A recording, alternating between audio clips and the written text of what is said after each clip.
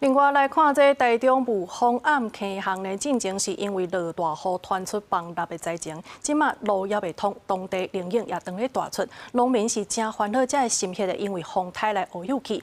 另外，伫个武林甲即个福寿山的农场，今仔日下晡开始是有警先关门，呼吁游客唔通上山。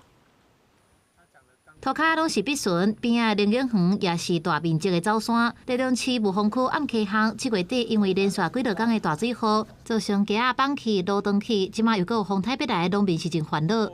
现在路都不能走，都从往另外一条路啊小路走啊。他们那个龙眼就采收期啊，说道路要赶快用。 没有，赶快用！我们这地方没办法下去卖那些龙眼，因为即马林景当咧大出，煞无法度采收，煞无法度收成甲运送。台中市水利局12派人抢收，按算先做暂时的便当，互农产的机构通行，后续再个提报在后的护管工程。巩固道路路基，接续铺设 PVC 的方式，来抢中变道供农民采收使用。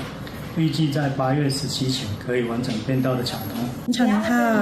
服务人员敲电话考劝要来佚佗的游客，连工再来。山区福寿山甲武陵农场12下晡已经成休困，呼吁游客唔通上山，确保安全。12号的下午2点进行预行性封园那也提醒游客在台风期间尽量避免到山区。12日下午5点进行预警性休园。 那开园的时间视路况及天候状况而定。